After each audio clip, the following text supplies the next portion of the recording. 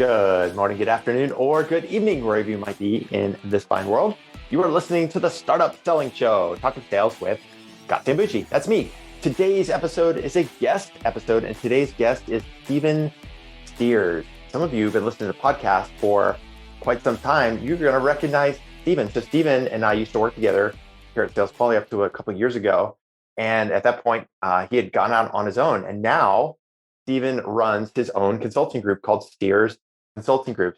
Steers Consulting Group is a global training and consulting company. They help entrepreneurs and founders successfully tell stories that get customers excited to buy.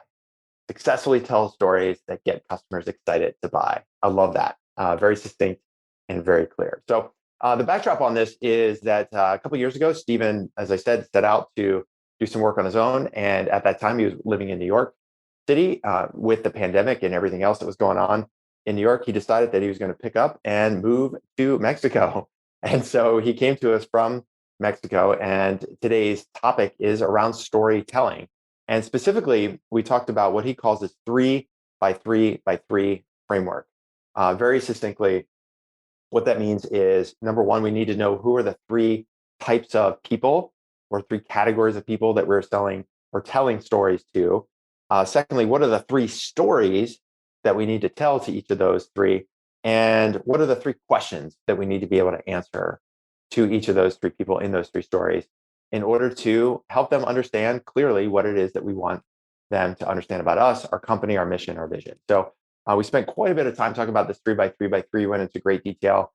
And I think most importantly, you're going to walk out of that conversation, that part of the conversation, with a little exercise that you can do on your own to start building your own stories for each of those audiences and each of those story types. So that was a big part of what we talked about. The second thing we talked about was this idea of name it, tame it, claim it, which is a phraseology that he uses to think about how do you start to construct a story for yourself and for the people that you are telling that story to. And then we also talked about founder branding versus company branding, because as a founder of a startup, you often are the best storyteller. You're the person talking about the mission and the vision and the milestones of the company. It's also important to make sure that your team is able to tell those stories effectively. And it's also important for your customers to be able to remember those stories correctly so that, of course, you can get them excited to buy. So we talked quite a bit about that piece. And then at the end, I asked Stephen to talk a little bit about his origin story. I asked him to tell his origin story. I'll give you a little hint on this, or a little preview of it. It has to do with 22-year-old Stephen as a bar back in New York City in his post-college life, trying to figure out what he was going to do next with his life, and just trying to get some money while he was living at home after going to school at Wake Forest. So I think you're really going to enjoy that story, and it'll tell you everything you need to know about Stephen as a person and his character. So that's the episode that we have lined up for you. I think you're really going to enjoy it. Stephen and I, like I said, we worked together. He also joined me on a few podcasts. We did some Daily Dose episodes years ago. We did a couple post-race conversations where he was kind of my shepherd as I was telling stories about different ultra marathons that I've run. Stephen and I have kept in touch over the years as he's been out on his own, and really excited to see him continue to grow, continue to serve, and continue to help entrepreneurs and founders all across the world. So I think you're really going to enjoy this episode. Find it really, really helpful for you as a founder, and some frameworks that you'll be able to transfer over to your team and to your customers each and every day when you're telling your story about your company, your mission, your vision, and the outcomes that you want for your customers. So that's it for now. Let's head over to my conversation with Stephen Steers. Hello, Stephen Steers. What's up, Scott? Great to see you. Good to see you. I was hoping I'd get the hat. I thought you'd wear that white hat today. I can get it if you want. It's right out of the hall. I got to dress up for you. I'm wearing a collared shirt and everything. I almost never do that. But it is Almost purple. never. Almost never. Almost Classic. never. Dude, so how are you? It's good to have you here on the show. You It's want to great just to be dive here, right in? man. Yeah, why not? Why not? Let's get it. Cool. Then I'm we doing can well. use the most of the time that we have, as we like to say. Well, cool. So I've already, as per usual, done a little bit of an intro for the folks listening to our conversation about who you are and what you do. One of the things I like to do is just have you say that for yourself. Like, hey, Steve, when people ask you, what do you do? How do you describe it? Oof. Love this question. First off, thank you for having me. It's so good to catch up with you and just hang. So, pleasure to be here. What do? I help entrepreneurs successfully tell the stories they need to get their customers excited to buy. My philosophy is the better you talk, the more money you make. And that's kind of what I do. I do that through public speaking coaching and helping people crystallize their message into something that works well in marketing, works well in sales calls, and hopefully makes them more revenue and makes communication between them and their teams easier, more feasible, and just gets you more clear around what that message is. Cool. Really helpful. And I do want to dig in to that because there's lots of layers that I know we can go into. I wanted to ask you, I mean, so the people listening, they might recognize your voice or your name because it's kind of fun. Like I was thinking about this today. I'm like, this is kind of cool because you and I we've done a couple podcast episodes together when we were working together. And it's been about 2 years since we stopped working together. And since then, you've had a lot of change in your life. So when I knew you were living in Brooklyn in an apartment, and now you're not. And when we knew each other, you were helping me out here doing some coaching and helping out with new clients. And now you're not. You're doing the work that you're doing every day with Steers Consulting Group. So, dude, like, what have you been up to the last 2 years? What's the story? Let's catch up. Let's see. So, as Scott mentioned, yeah, I'm not in New York anymore. I never really loved New York, even though I'm from there, born and raised. I mean, you and I've gone back and forth about this for years. Just something about East Coast is just a grind and a needless one at certain points. And when we were working together, I remember we had a deep conversation. I was like, yeah, I want to live somewhere else. And you're like, dude, just go. And then that kind of just reopened my mind to go see what the rest of the world has to offer. And on that Gallivant, one of the things that really just stuck with me, and I spoke to someone about this yesterday as well, where you're like, yeah, I don't care where you are, just results equal results. And I think for anybody who's ever thinking about, oh, can you work remotely? Can you live in this location? The question you need to ask yourself is, what outcome do you want? And if you can properly crystallize what that is, who cares where people are? And I think you really just put that into my head. I was like, oh no, I can go travel places. So back to it, I lived in Germany for a month. I lived in Mexico City for a month. I went to Bulgaria. I went to Greece. I went to Ecuador. I went to Peru. And I basically just went all over the world and saw where I might want to live. And Mexico just kind of grabbed my heart in many ways. One of them is the cost compared to New York. It's favorable, let's say that much.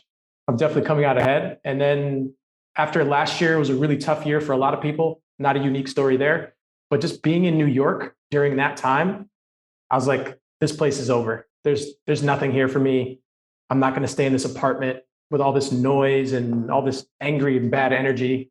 And I just said, I'm out of here. And we had another person we used to work with who lived down here in Mexico named Julian. Yeah, Julian. Who was like, dude, come down here. It's good. You can hang out with me. I can show you the ropes. And I took the risk and I jumped down here and I've been here about a year. So I'm extremely happy with the choice. I save a ton of money. It's great. When you're in business, you can make more money or you can save money. And if you could do both, you're doing something right. And this affords me the opportunity to do that. And the beach is just 5 minutes walk away. Yeah. So where exactly are you in Mexico? I'm in Playa del Carmen, Caribbean. Yeah. Okay. Got it. I've never been there, never heard of it, but it sounds nice. You're invited. Yeah. As soon as I'm willing and able to get on an airplane. But that's funny because as soon as you said that, I remember the conversation we were having about when we were working together. You're like, I'm thinking about going to a place. I'm like, dude, just go to, I think it was Ecuador is where you're thinking about going. And I said, just go, you should just go. And then a couple of weeks later, you're like, yeah, I'm going to Ecuador for a month. And there you were in Ecuador. So I feel like you've been priming yourself to get out of New York for a while. And the pandemic was just the final straw. I almost like when you said I took a risk, I'm almost like, makes me feel like it would be more of a risk if you would have stayed in New York as opposed to getting down to Mexico, because that seems where you really wanted to be. Touche. Well, I think also at that time, it was also like, what does travel look like? Like it was a really tense time in my life, in the world, like what's going to happen next? But I was just being extremely frank here. I was like, if this is how we're going to live, I need to risk and take a bet on myself. And that's what I did. And I'm really happy with that. And there's ups and there's downs, but largely speaking, like I couldn't have it any other way. Yeah. And I remember, I mean, I know you lived in Brazil for a while, right? You lived there for a year, so you speak Portuguese. Yep. And you also traveled to Portugal, I remember, I before we did. started working together. 2017. Yeah. When you were wrapping up with Octane before we started working together, you went to Portugal for a couple of weeks around Christmas, right? That's right. Exactly. Yeah. Great memory. Yeah. So you speak Portuguese. How good is your Spanish? Because I've heard you speak Spanish. I wasn't sure how Spanish is fluent you solid. were. Yeah, Okay. I'm basically fluent. I'd say I still think I'm better at Portuguese because I just like it more. But I can flip between English, Spanish, and Portuguese. And those are my favorite evenings when I get to do that. Cool. Where did you learn Spanish? Studied it for 8 years actually in school. Okay. Yeah. So it's the first good old fashioned public school. Yeah, there you go. First, second language that I learned. And then I took it up through to my requirement in college. And then I always wanted to go to Brazil. And they had a study abroad program. And I was like, all right, let's just do it. And there you go. And I had to learn Portuguese because nobody spoke English. Yeah, you imagine. Yeah. Yeah. Which was its own adventure. Cool. Well, that's helpful just to kind of catch up, and maybe for people out there wondering what they could do next. Yeah. Go explore, check out some new things, and like you said, results equal results. So, like you say, results equal results. Yeah, you told me I said that's that. That's a Sambuchi. You told me I said that, and I'm like, did I say that? You said that. I wrote it down. You know, I keep a file of quotes. You know that, and I have you on it. I cited you. Okay. Yeah, and you just do the opposite of those quotes. Is the best thing to do. Well, let's circle back and talk a little bit about what you do. And you said you help entrepreneurs and founders successfully tell stories that get their customers excited to buy. Yeah. And you also said the more you talk, the more you make. I think there's the better you talk. The better you talk. Yeah. So how did you arrive at this as a focus? Because I know, like, obviously you and I work together helping. You worked at startups, and then you and I work together helping startups, and now you're taking a different approach to help founders and entrepreneurs. So how did, tell me a little bit about how you got into this area as a focus for you and as an area of expertise where you feel like you can help other people. Absolutely. I'm going to blame Sambuchi on some of it, of course. This is good, man. We should have you on the podcast more often. You're welcome anytime, Steven. No, I'm going to have Jaws and line you up for the next 17 weeks. Let's do it. Let's do it. Daily doses for 2021, right? There you go. I've always been into public speaking. I've always liked it. And then I kind of got nervous of it and put myself away from it. And then when we were working together, we had a in-person client intensive. Yeah. And you popped up on we had our meeting and you were like, all right, so you're going to present. And I was like, oh no. He's like, yeah, you're going to do it. And I was like, I guess. And so like you and I worked together, we came up with a topic that would work, that would help the customers out a bunch, the clients. And then I got up there and I was like, man, I forgot how much I love this. Yeah. And so that just led to a couple of more opportunities where I think you put me in front of some great groups of people in Puerto Rico and other places. And it's like, man, I love this. And I'm pretty decent at it because I get good reviews, et cetera. And then the more I've done it, I've had more and more people say, hey, how can I be more like you when I present? What does that look like for me? Right. And then from there, it starts to it just starts naturally saying, oh, people aren't good at this. Yeah. Really? Like you're really, really bad at communicating who you are in person. And I think that's where it all kind of starts to say, to me, public speaking is one of the best ways to generate leads. I think you're great at it. I've seen you do it a bunch of times, but it's one of the best things you can do to show people who you are. So who cares what you do? That's not the question people want to ask. They want to know, do I like you? Do I trust you? And do I want to get to know you more? And if you can answer yes to all of those questions, now you can tell me about what you do and how you might be able to help me, but not before. And so when I see startups, worked with hundreds myself at this point, worked in pitch competitions, worked with some of your clients as well, you really see the difference between people who really do exceptionally well, can speak properly about what they do, why they're there, and how it can help somebody. And they do that quickly. And they don't have to worry about all the excess. And the example I remember from one of your lead magnets, if you haven't downloaded it, 10 questions to ask before you do a demo from Scott, it's don't sell with features. Nobody cares about the features. They want to know how the problem affects them, and they want to understand how they need to be thinking about it. That's the first place to go. And so once I started to see that more and more, get more and more questions, I was like, well, everybody does this thing in marketing. But if you look at, like, you do jujitsu, right? Brazilian jiu-jitsu? Yeah, I just started taking classes for a short time.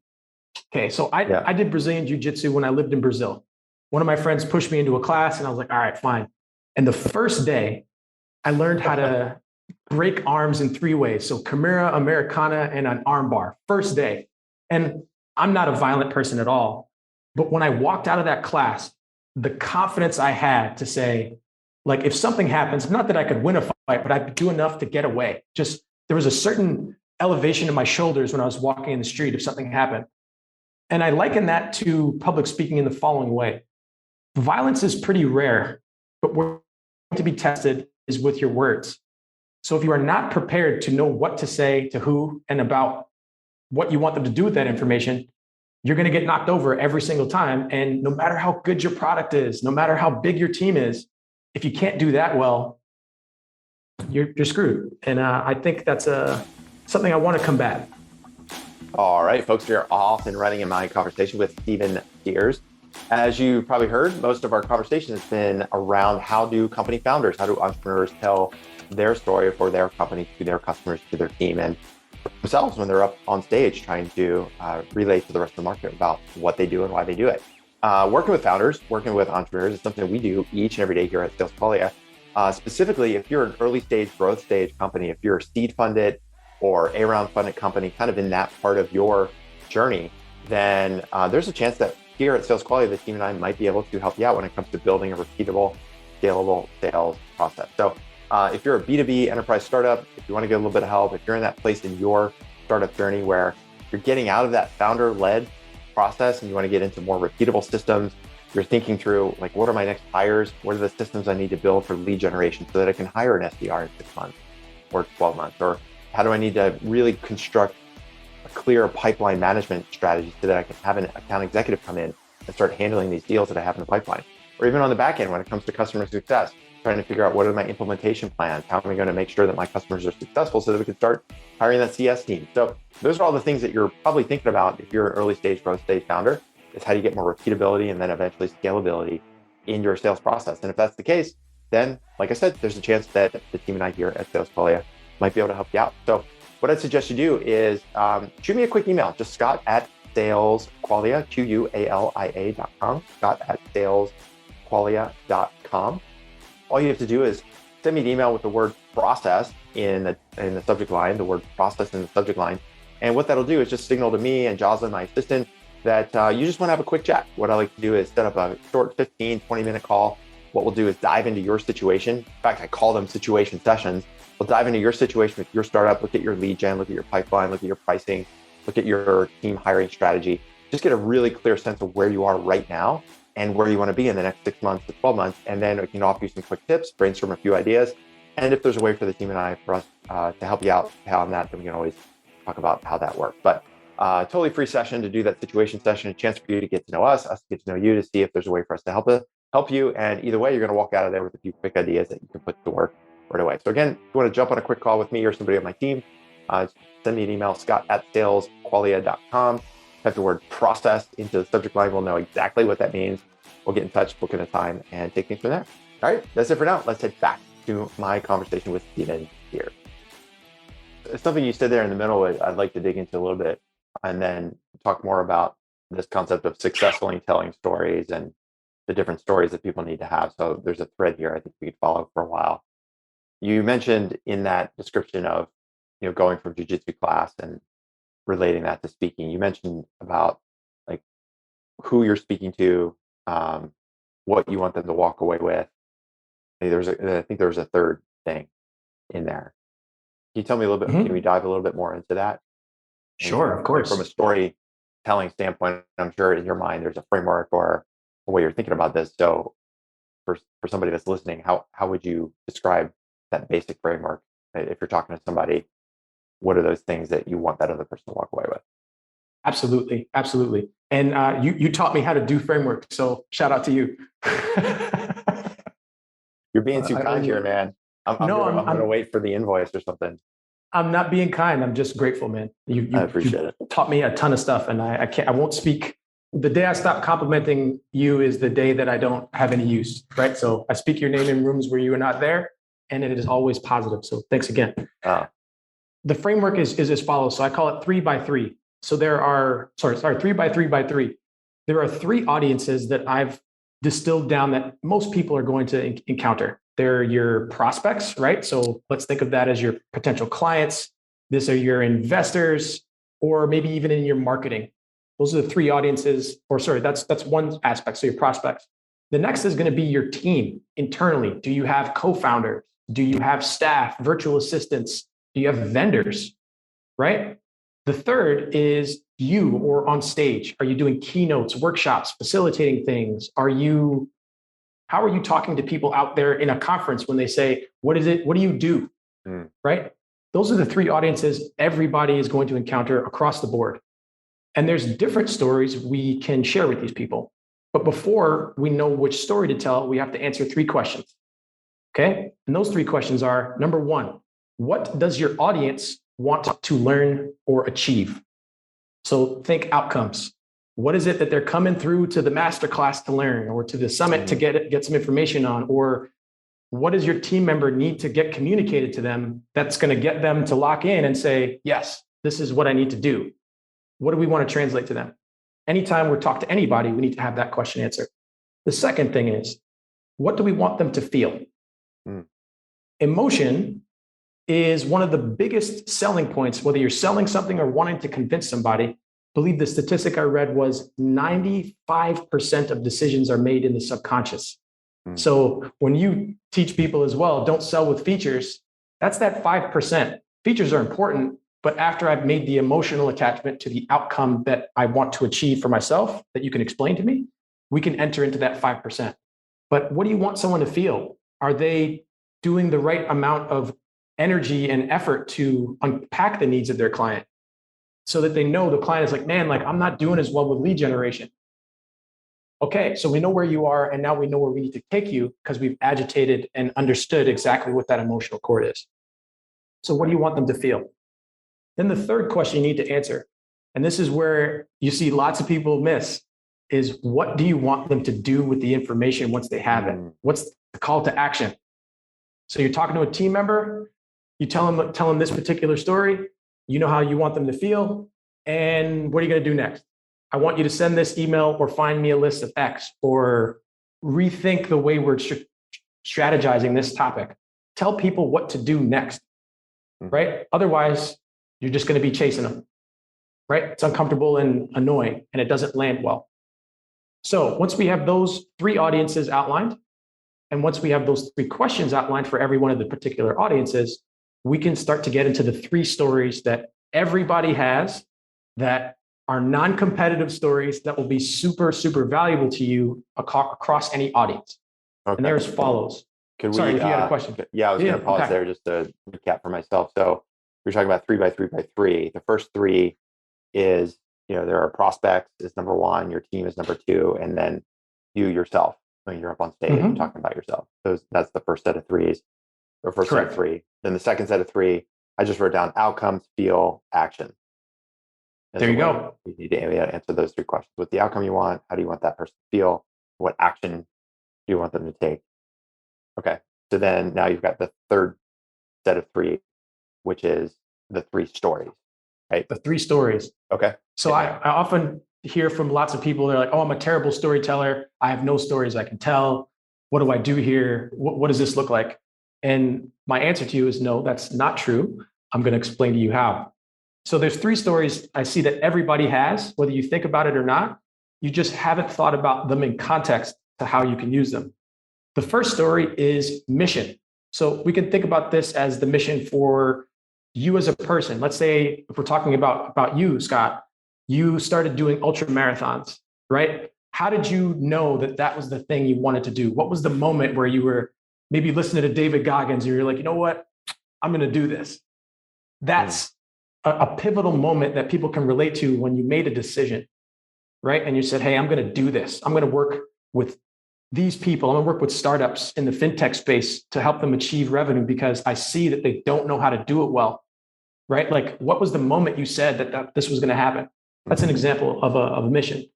Could also be like a trait you have. Maybe you're ambitious, maybe you're stubborn, maybe you just like cupcakes. But what was that moment? Bring that to us and share that with us. It's a mission story. It's really clear and it's very you, and no one can compete with that because it's your story.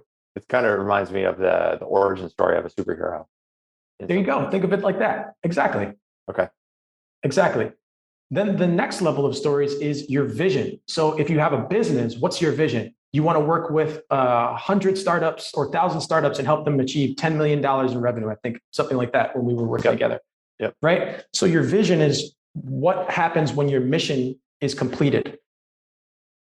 This story is really important, especially like in a team context. If people don't know what to do next, the overriding thesis of your company is, hey, this is what we're going towards. Everything you do, think back to this one-liner. Is it helping the ship go faster? I think it was something we used to say too. This is our thesis. Will it make the boat go faster? Will it make the boat go faster? Yeah. So that's a vision statement. It could be, again, for your business or for your life or for your family, right? Think about these in multiple contexts. One quick sidebar. Everything that I like to work on and build works well in life as well as in business. So again, you have a family, you're building towards something with your spouse, or you're teaching your children certain lessons. What's the vision you want to impart on them? Think about how you communicate that. So if they're ever lost, confused, or they're in a situation where you're not there and you can't parent them anymore or talk through it, they can always remember that tagline, that thing. Oh no, this isn't how our family does this, or this is what we stand for. And the faster you make that present to people, there's less waffling and there's much more confidence in how they move in the world because they know which story to tell themselves and to tell other people about what's happening and why. Okay. Like a soundtrack. It's just like, this is the way we operate. Exactly. Yep. Okay. We got mission, we got vision. What's the third story? Third story is milestones. So think of these as in terms of like tales of adversity. So if you've been through something tough in your life, that's a formative experience that was really, really hard and you got past it, you achieved something, right? Like milestone stories are probably the most powerful because they demonstrate agency over a difficult circumstance. This is where you're the most relatable. So I remember you and I would talk about your 30 hours of running, like a day or two after you would come back from the trail, and you'd have these incredible, difficult times that you would encounter after maybe like 10 or 15 hours where you like, I'm going to quit. And then you keep going and then you get your fresh wind at 20 and then 25, you're about to quit. And then 30, when you're done, it's like, like this huge release. That's such an allegory for life in its own way, right? There's so many ways that people can relate to those struggles, those difficulties, whether in life or in business. Now, we talked about the life example in business. You probably helped some customers achieve some amazing things they never thought they could come to achieve, right? I know when we were working together, some people would get on the phone in tears, like, I don't know what to do. And then a couple of months later, they're achieving more than they ever thought possible, and they've got more revenue and a bigger team than they ever imagined, right? These are huge stories of transformation, of milestones. These are things you can deploy in conversations about what you do, how you help people. Also in a sales environment, on a sales call. Hey, worked with someone just like you. Here's what happened to them. Really clear and concise. And also really helps motivate the team to say, hey, here's what we've done already. Here's the type of effect we can have on people in the world. And here's why you're going to be a great part of our journey here at this company. Those are your three stories: mission, vision, and milestones. Okay. And milestones could also be obstacles that you've overcome or difficulties that you've encountered. It's sort of, as you were describing the definition of obstacles, whether it's me running on the trail or a company that was really struggling, it reminded me of the Joseph Campbell hero, the heroes, right, where they start on this journey, whether it's Luke Skywalker, in Star Wars. Who's that? Exactly, or any any of the great stories out there. They always follow this very prescriptive track of the hero's journey where they enter this new world and then they always hit some obstacles, usually three obstacles along the way that they have to overcome. And then at the end, they win the fight or get back home safely with the treasure, right?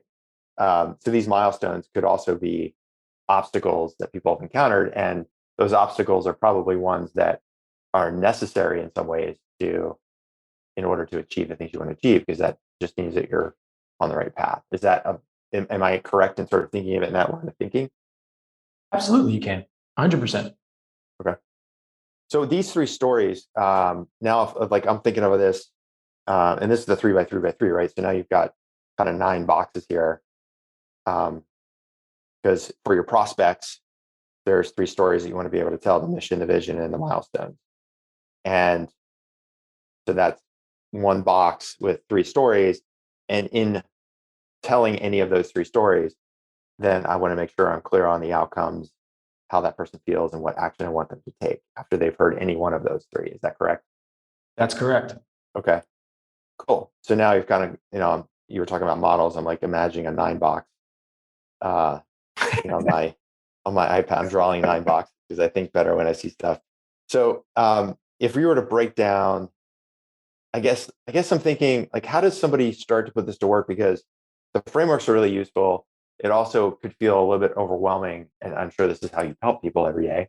But I'm curious if somebody wanted to get started with this. Is take an example. I'm a company founder of a B2B enterprise startup, and we've gotten some seed funding.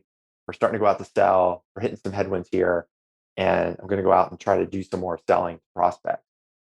Is that the place they should start? Like, how does one figure out how to construct and start to build these 9 different stories? Is there an order of operations here, or is it like parallel processing, whereas you're meeting with the team, start to think about the mission and the vision and milestones? Like, what would be a good strategy so that you're not feeling like you've got to do everything at once?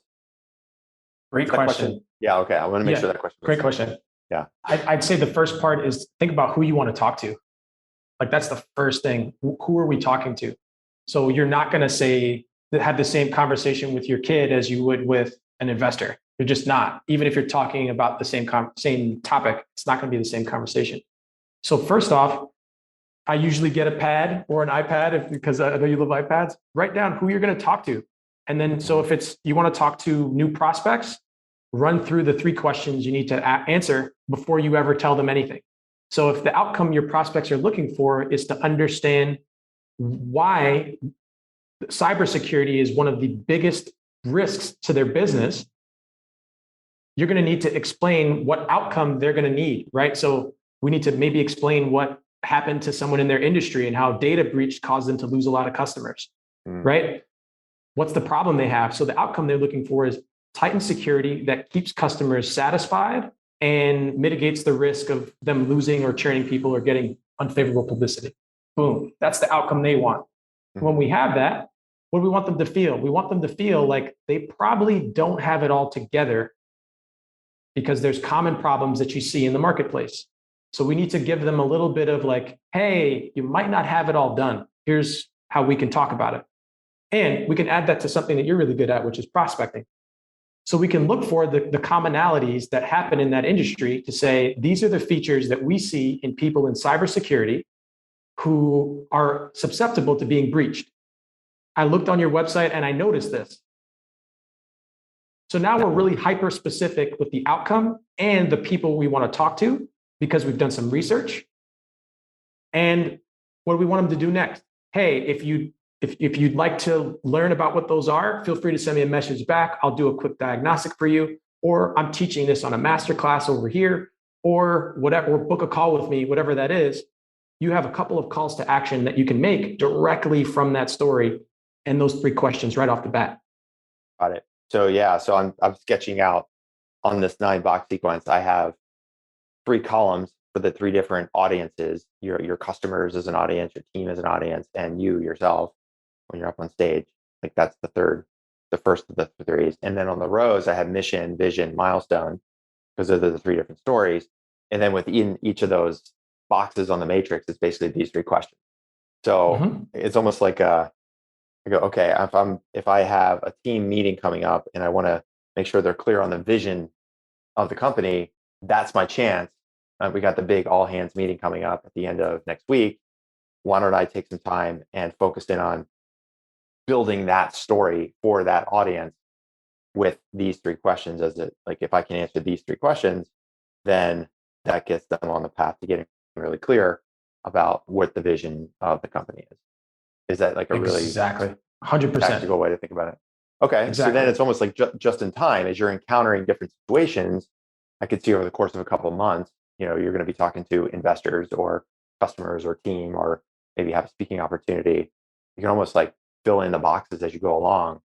It's a process that's going to take, you're not going to do this over a cup of coffee. I mean, you could probably sketch it out a little bit, but in terms of thinking through the full delivery of that story, it's going to take some time. Absolutely. And then, like we talked about in the cybersecurity example, perhaps a milestone story would work best with this prospect because it shows somebody came to us with this problem. Here's what we helped them achieve in this amount of time and mitigated this much risk to them in the marketplace. Right? Once we know which question and outcome people are looking for, we can kind of know which story to attach to it in context that really speaks to the outcome, the emotion, and the action we want them to take in order to achieve the thing that we obviously want to get and help them to achieve as well. Yeah, that's a great point. Because if I'm selling, right, I don't want to just walk into that sales call. I finally got the big meeting with all the people, and all I do is like puke on them about our mission and our vision. It's like, yeah, okay, those stories might be interesting for a few minutes. They're there because they want to learn about how you might be able to help them with cybersecurity. So the most appropriate story, at least to start with, seems to be that milestone story, because that's going to catch their attention. Then if that story is told well, it seems like those people would naturally then ask, okay, so by the way, I'm just curious, why are you guys working on this problem? And then you can go into the mission story, and then you can go into the vision story, as opposed to starting from the top and working your way down, because that audience cares about the outcome, the milestone. Exactly.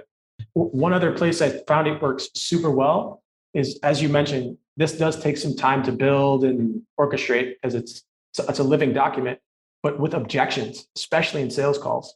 So there's typically three objections you get, right? Too much money. Is this the right time? Will this work for me? They're all some version of that. But if we're building a collective repository of stories, we know which stories to tell that work well with this industry, specifically for milestones, right? We know how to talk about why people think it costs too much. Well, let's talk about our vision, and right, we know where to put those and plug those things in. And if you're selling to anybody, we need to be people who, first of all, know what we're doing, why we're doing it, and how we can help people. But we need to be able to quickly be able to pull up those examples and walk people through them in a way that they understand. And so I know from my experience as a salesperson, I didn't have any of that stuff. I had to figure it out and guess. And then by the time I started to figure it out, things really started to click. But it was like, oh, people aren't equipped with this stuff. It's just, oh, these are our features, go sell the features. And like, as you know better than I do, it's like, that's not what gets the job done. Right? So I want to add one other thing is the whole point of a story at all is to help whoever's listening to the story see themselves in that story and tell their own story better. That's the whole purpose. Oh, say that again. Because I was going to ask you why stories of all of the things we might be able to do as a communication mechanism to prospects or team or up on stage. Why do we use stories as opposed to, say, data or something else? So repeat what you just said about stories. The whole point of a story is to get your audience to see themselves in that story and better tell their own story, right? You mentioned the hero's journey. Why do we resonate with that so much? Because we want to be a hero too.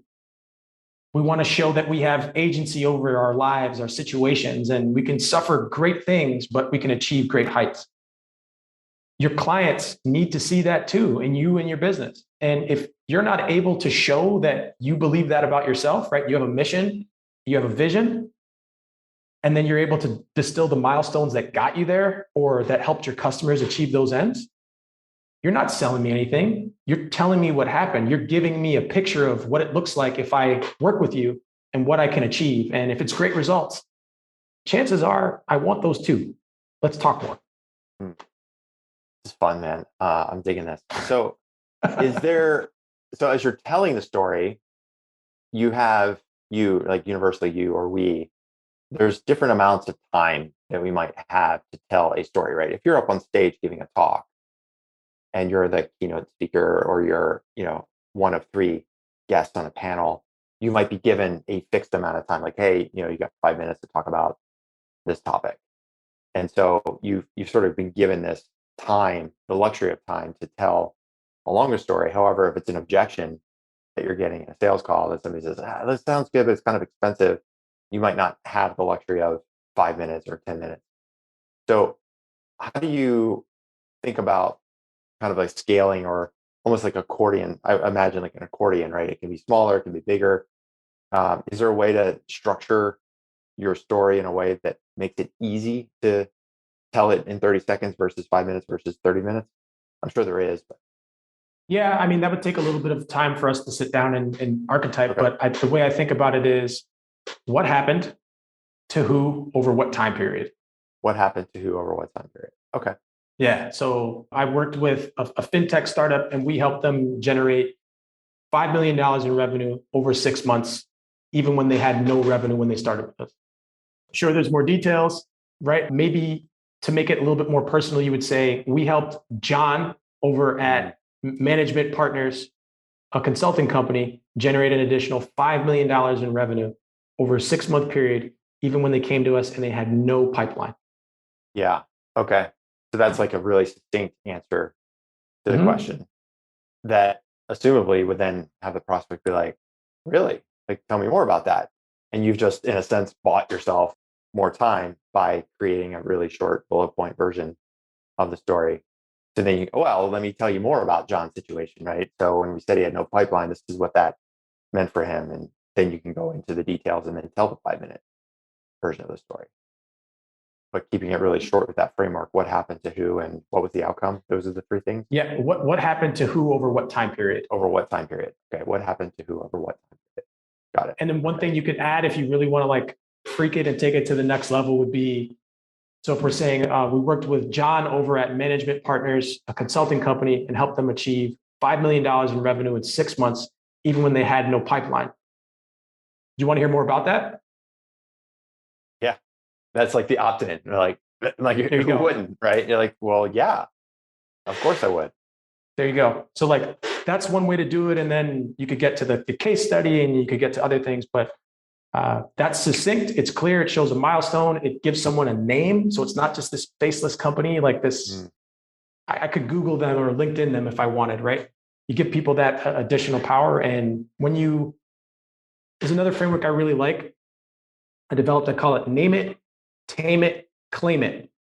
And I use this like I run a frustration sprint if I'm feeling like I'm not productive or anything's cloudy in life or business. And basically the way it works is you have thoughts or concepts in your business or life that are really esoteric and all over your head. And they're actually much larger in our mind than they are in action.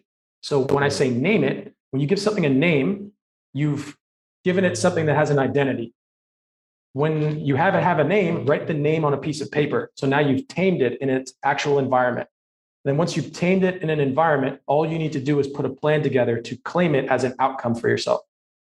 So if you use that in general, I find that you're able to really clearly get to whatever it is that you want with a clear pathway, as long as you just put pen to paper. And I find that works pretty well for me. Can you think of a specific example of maybe a client you've helped or somebody you've worked with where you saw them work through this, or maybe one of your own, to kind of put the idea into action for somebody? The name it, tame it, claim it, or the name it, tame it, claim it. Okay, so somebody's like, oh, I have no stories that I can tell. I don't really know. I'm upset about this. Like, I'm a terrible storyteller. And I was like, all right, well, what do you like? What are you good at? And they're like, oh, I don't know. It's like, just write it down for me on a piece of paper. Let's put a clock on. Clock is the boss, right? As you taught me. Clock goes on. They come back. They're like, oh, I have this. I was like, okay. So now we've got a name for this. And look, we've got a couple of stories we can talk to. Now, what's the important moment that made you remember that this was a good story for you to tell? Or what stuck out that you made you remember this? They're like, oh, it was this. It was the way I felt afterwards. Like I was able to walk in and tell my spouse that I achieved something great. I was like, there it is. Now we have something we can work with. And then I worked them through other frameworks on how to tell stories like in a much more vibrant way to get people locked in, or give them some structural elements to help them with clarity and stuff around that way. But once you understand that those three stories are things you have already, Mm. it's so much clearer how it can work in your mind because you don't have to compete with somebody for anything. You just tell who you are. And really, at the end of the day, that's what people want. Okay. I want to switch gears and talk about specifically to the founder and the something that comes up. This has come up for me in my business, and it comes up a lot with founders, especially of early stage companies that are growing out of that really early, getting out of the garage, getting through startup phase, where the founder really is the face of the company, as you know, the founder should be. But there's a point where, in most cases, the founder, to some degree, it needs to be more about the company than it does about the founder, right? You're going to have a bigger team, the impact of the business versus the impact of the founder.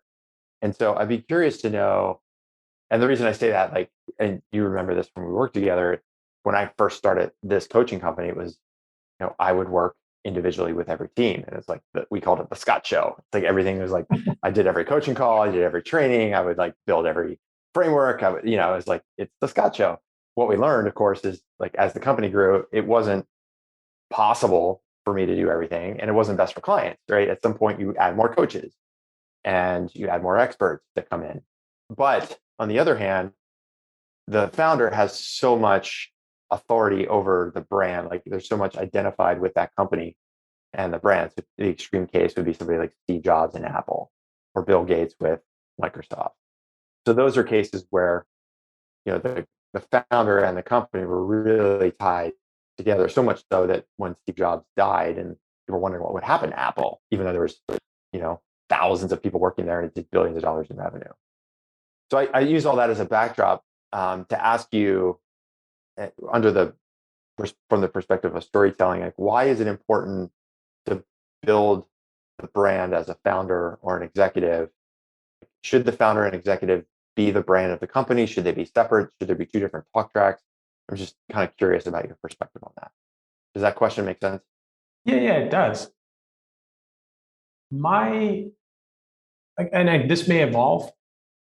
I think that whatever way people find the business is the important part. So I think if you run a company, like whether you like it or not, it is still the Scott Show to some degree. People love you. People love your pedigree, love your track record. They love your personality.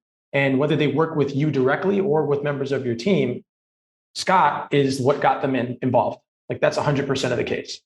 Yeah. So I think they are similar, but when we have those three stories outlined, we know that like a brand is just a promise. At the end of the day, It's like you go to Hilton, Hilton's going to be the same pretty much everywhere in the world with different towel shapes, maybe, and some different mints or something.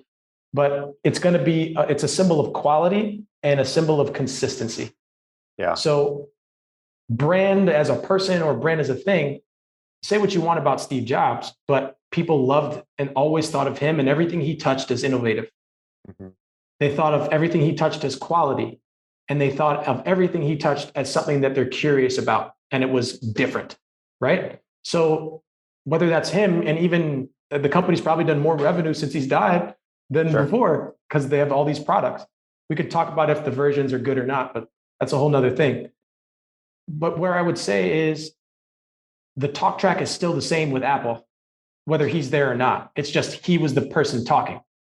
Yeah. And so for an early stage founder, I'd say the earlier you can get these stories down on paper, at least, because again, they're going to evolve as you get more customers, right? You go from one customer to 5 customers, you start to see patterns, but not as much patterns as you see from 5 to 50. And then you're going to know which stories are better, which ones work better, and which ones convert.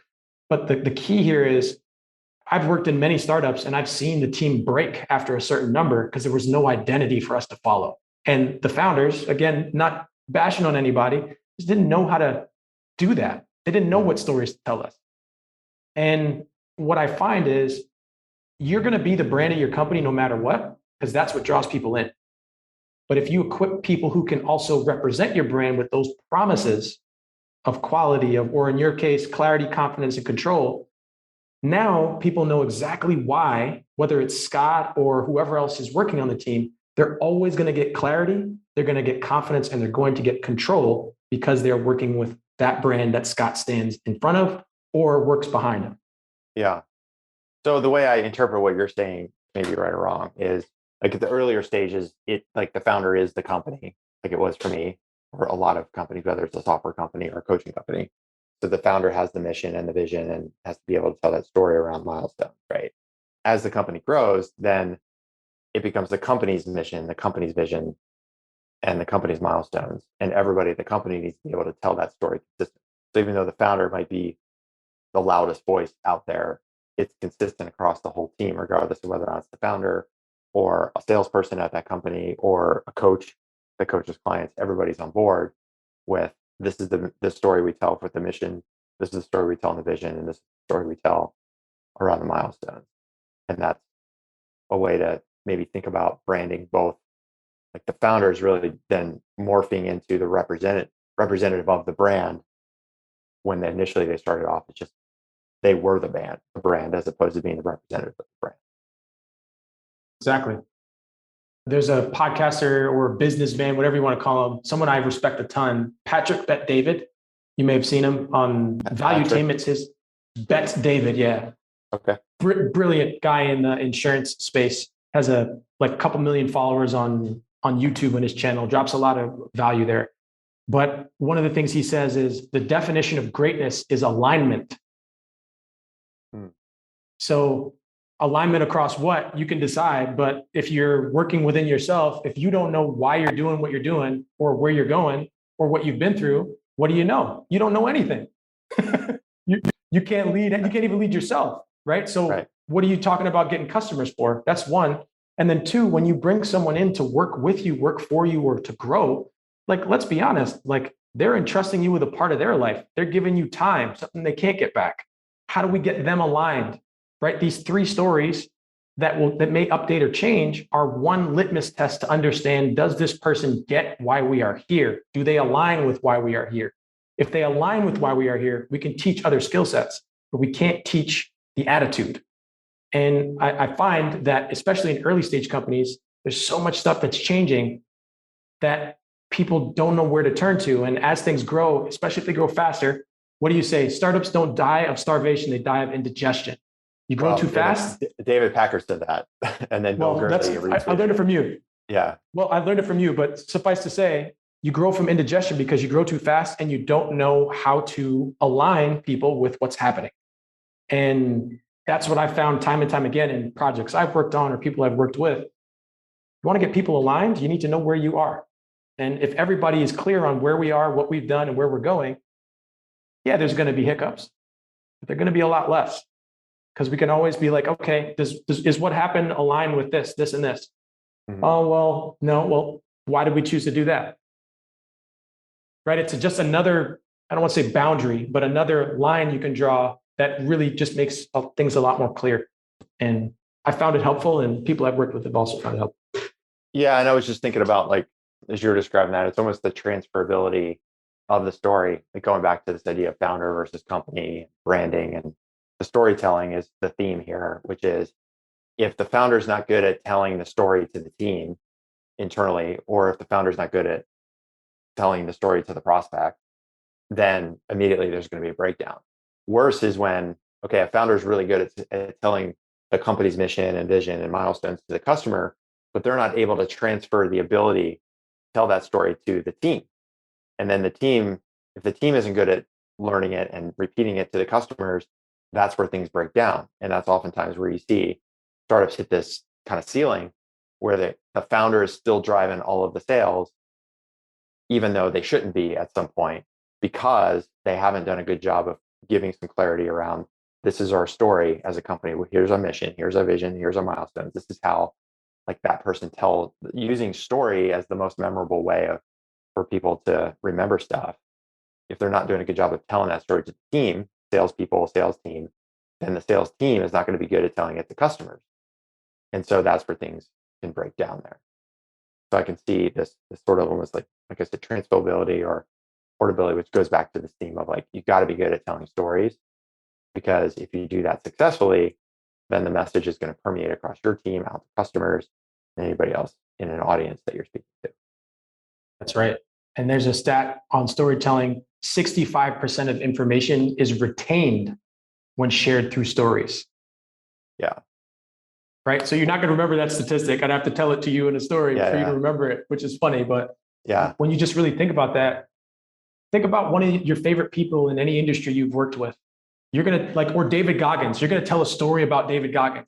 You're not going to tell me the time he ran that ultra marathon in. Right. Right. You're going to say, oh, this guy does this. This is incredible. Or watch that. Right. Now I'm interested. Like, that's how people remember. That's how they take it home with them. And you're the one they'll remember because you told them a story that might even be about them. Who's the quote? I think it's Brutus. Horace says, you need change only the name and the story is about you. Yeah, I like that. Well, I mean, and what you just talked about is like tapping into the way human brain is wired, right? It goes all the way back to before we had written language. It was just like telling stories around the campfire. That's how stories got passed along. And even I've listened to podcast episodes with, I think it was on the James Altucher show, somebody who's like a memory expert. And they talked about like, if you have to remember like a long list of things, one of the best things you can do is create like a story about those things. So if there's like 10 things in a list and it's like, chair, fence, tree, hospital, then if you just try to remember it in a rote list, you'll probably forget it. But if instead you tell yourself a story like, oh, I was sitting in this chair and I looked out through the window and I saw that there was a break in the fence. So I walked out there, walked through the fence, and out in the distance there was a hospital. So what you've done is by putting these objects into a story, that mnemonic device is designed to help you remember that, because you're remembering the story. The objects are just moments in that story as opposed to just this list from top to bottom. So the storytelling is really how our brains are wired.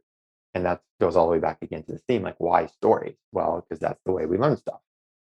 All right. That's a fact. Cool, man. Go ahead. No, I was going to say, and like rhymes help too, but that's a whole nother level. Oh, interesting. Yeah. Well, that's interesting too, because like I know I tried when I was learning Russian years ago. One of the ways that I was encouraged to learn Russian is by listening to music, because there's a rhythmic to it, of course, but also the words tend to rhyme in music. And so we listen to Spanish in the car sometimes, Spanish music in the car with my son, as a way to reinforce the Spanish that he's learning in school, because it's easier to remember. The song is usually some version of a story and it rhymes and there's a rhythmic element to it. So if you're trying to learn another language, music is oftentimes one of the ways that you can do that. Great idea. Well, cool, man. As we wrap up, is there anything that I didn't ask you that you wanted to share with the audience? I don't think so. Not off the top. Can I ask you to tell a story? You can ask me whatever you want. So I remember after one of these client events, it might have been the one where you presented, everybody left, shut everything down, and you and I went and grabbed dinner at this Italian restaurant. It was in San Francisco. I can't remember the name of it, but it was really hard to get into. We happened to get there early enough where we were able to slide in before the reservations hit. And so the two of us sitting there, we're just like recapping the day, talking about life. And you told me the story about when you were a bar back. Yes. And you had to deal with this 55-gallon drum of kitchen grease. And when you told me this story, it told me everything that I knew was already true about you, but it told me a lot about you as a person and your character. So I was curious if you would leave people, if you wouldn't mind, now that you... No, not at all. Now that I've set it up. No, not at all. Whew. Taking me back. I went deep here. I went deep. You did. So for anybody listening, this is kind of just what started me on my journey in selling and in just taking ownership of my life. I just didn't have a choice, I guess. So this is your origin story. There you go, a forcing function. So my mission, right? I'm about 22 years old. I'm living in New York City, sleeping in a twin bed at my parents' house. It's the last recession, and I applied for jobs all day, basically, no responses. And I got a student loan payment coming up here in a couple of months. And so my eldest brother says, dude, just go walk around to some bars and restaurants. Somebody will hire you. And so my first time just like going in and cold knocking on a door, I'm handing resumes. I almost threw up because I was just so nervous about doing it. Go to one, go to two, go to three. Next thing you go to 10. Did it again the next day, did it again the next day. And after about a week of doing this, I get hired at one bar. And then it's a terrible shift. It's a Sunday night at a bar. And if you know anything about bars in New York City, they have a lot of trash on the weekends because Fridays and Saturdays are packed. And so Sunday is trash day. So college educated Steven is 22 years old, running into his shift and has to take out 3 days worth of trash. And there's this really thin alleyway in the back. And I grab the trolley, bring it up to the door, start clearing out the bags. And I'm finally on my last bag of trash. And this bag just won't come out of the trash. It really won't. It's like Oscar the Grouch is holding it as tight as he can. And I pull this thing as hard as I can. And right next to this trash can is a 55-gallon drum of old fryer oil. And as I get this bag out of the trash can, someone had thrown away a handle of liquor inside, which thankfully caught the lid of that barrel, sends it over and falls onto me and then into the bar. And 55 gallons of oil spilling everywhere. I'm covered in oil, shrimp crumbs, and stale bread. And this oil is just spilling into the bar. And the natural thing most people are looking at is like, well, yeah, I'm going to quit. And that's the first thing I thought too, is like, I'm quitting. And as I drop the trash bag on the floor, pissed off and just feeling disgusting, I start walking towards the bartender and I'm like, oh no, I can't quit. I don't have anything else. And like in that moment, I was just like, you know, if you've ever had one, you just get that like hot sweat of just, I don't have anything else I can do. And you're angry and you're frustrated, you're upset. And instead of walking to the bartender, I turned around and just composed myself. And I was like, man, I don't have a damn thing. And there's no one I can call to get anything else. I was like, you know what? I got to figure it out. I'm going to have something. I'm going to make something out of my life. I'm going to figure out a way to have what I want to have. And I don't care what it takes, because this sucks in this moment. And I'm going to make this the bottom for me. And so I cleaned up the spill. It was really, really demeaning and terrible. And then I'm not going to say it's all been up from there, but when I look at the trend line from there, I've done some pretty great things. I had $2.96 in my pocket when I graduated school and $70,000 in debt. I don't have any more debt, and I have a little bit more than $2.96 to my name. And I live in a foreign country, which I couldn't have imagined at that time. So time is a friend if you look in the macro. And thankfully, I've been able to do that. And also, I need to say, I've been blessed to meet people like yourself who see that in me and help me see that in myself again. So always a pleasure to speak with you, pleasure to have learned from you and continue to learn from you, and to have an opportunity to share some gems with some people at your side again. Yeah. Thanks for telling that story. It's just the reason I feel like it told me a lot about you is just that, one, the persistence that you had to go and just to find the job in the first place. Applying, just knocking on doors at bars. I mean, you're 22 and graduated college. That probably sucked in itself. Then you get the job and like, okay, taking out trash on a Sunday night. And now this 55-gallon drum. I mean, I can't even imagine. I mean, I've spilled like a gallon of milk on the floor before, and it doesn't all come out. Just like half of it comes out, and like it's gonna take forever to clean. That's like half a gallon of milk. We're talking about 55-gallon drum of grease. It just can't imagine how disgusting that would have been. And you just owned it. You're like, all right, this is my mess. I'm going to clean it up, and I'm going to make sure that this is the worst thing and build from here. So that's it. Fighting every day, man. Yeah. Fighting every day. No excuses. Well, the world needs superheroes like you fighting every day. All right, man. Well, look, it's been a hoot catching up. I'm really glad that we're able to make this happen. Where is the best place for people to check out more about what you do in terms of helping entrepreneurs, founders, tell stories, some of the sales training you do. Floor is yours, my friend. Oh, well, thank you for the opportunity here. Check me out, stevensteers.com. Find me on Instagram, stevensteers_, LinkedIn, Steven Steers. Come check me out. Come say hi. I would love to say hello to you as well. And if I can help you, I'd be happy to help. Cool. And we've got all those links that we'll add to the show notes. We'll send that out on the email as well. It goes out. Steven, man, have a good day. I'm assuming at some point you're going to get to the beach. And if you're not planning to go to the beach and you're only 5 minutes away, you better damn change your plans because I am not 5 minutes from the beach. And if I was, I would be out there every day. So noted. It's a end of day walk every day. End of day walk. Oh, nice. Yep. Ground yourself in the water. Everything's all right after that. Yeah. All right, man. Well, look, thanks for joining me today. As soon as we get this recording out, we will let you know. You can share it out with your tribe. If there's anything else you need from us in the meantime or need from me, just give me a shout. Here to help. Will do, man. I appreciate you and give my best to the fam. All right, man. Thanks, Steven. Talk soon. Later. Bye. All right, folks, that's a wrap. Thanks so much for listening to the Startup Selling Show, Talking Sales with Tame. If you have reached this part of the episode, it tells me that you are digging the content, and I would love it if you do a couple things as a favor. Number one, leave a review wherever you're listening to this podcast, whether it's on Apple Podcasts, Spotify, SoundCloud, wherever you listen to this podcast.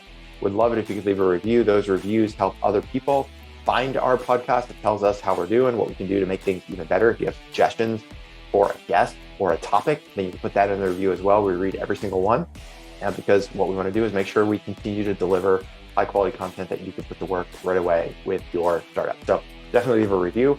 Also tell a friend or 10. Make sure you subscribe to the podcast if you haven't already. And then, if this episode was particularly useful, or there's an episode of the last couple of weeks that you thought would be really useful to another founder that you know, or somebody in the startup world, just shoot them a quick note. Maybe send them a link to that episode and say, hey, check out this podcast, check out this episode. Viral is still the number one way that podcasts are learned about and discovered. So your word would be really helpful for us to go out and get that out. So tell a friend or 10 about the Startup Selling Show, Talking Sales with Scott Tame, and that would really help us out. So that's it for now. Thanks so much for listening, and we will catch you on the next episode. Talk soon. See ya.